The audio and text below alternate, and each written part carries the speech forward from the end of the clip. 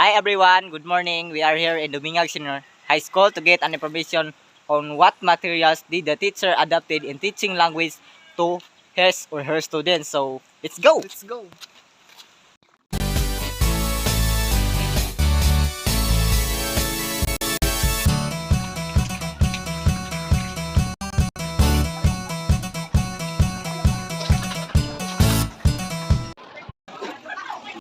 A few moments later. KHAC Dumingag. So we are here in front of you to get an information about the materials you use in teaching language to your students. So our first question is, which do you prefer to take when adapting materials? Is it learner-centered approach or student-learner approach? Okay, for the 21st century learners, I would like to prefer on the learner-centered approach because a lot of the students would like to learn and how to participate in learner-centered. And basically, when you talk about learner-centered, the concept from the topic, or shall we say the lesson, is coming from the students. It is the teacher and how he or she guides the students, and the way she or he asks the question is very important in order for the students to be guided, in order for them to answer and to build the idea or schema in order for them to learn and to participate in the lesson. Okay, so since you prefer to select learner-centered approach in teaching your students, can you give us examples of your adaptive materials? Ah, yes, of course. I have here this materials. This is actually a research paper from the students.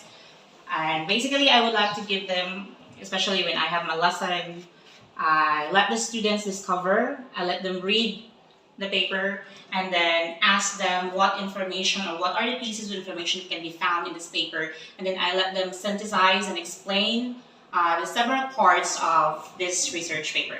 And then, of course, the information or the pieces of information, the learnings are actually coming from them, not from me. I'm only here to assist them and to guide them in order for them to remember what are their learnings. So, so our second question, sir, is what strategies did you use to identify your student needs, interests, and learning style in order to adapt materials effectively? Okay, it's a discovery type, like discovery learning. I let them discover by their own. The way I give this research paper, the way I introduces the one to them, I let them read.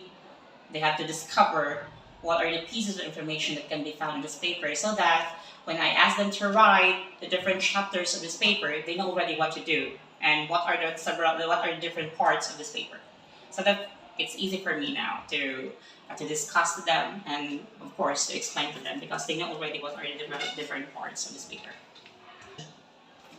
When do you find it necessary to adapt your teaching material to better suit the needs of your students? Okay, there are type of students who do not need a spoon feeding, especially they're already senior high school students. And for that, I let the discovery type of learning to suit to them because they wanted to learn by their own. They wanted to discover information by their own. That's why that is a time that is very suitable for them to have this type of learning, the discovery type of learning.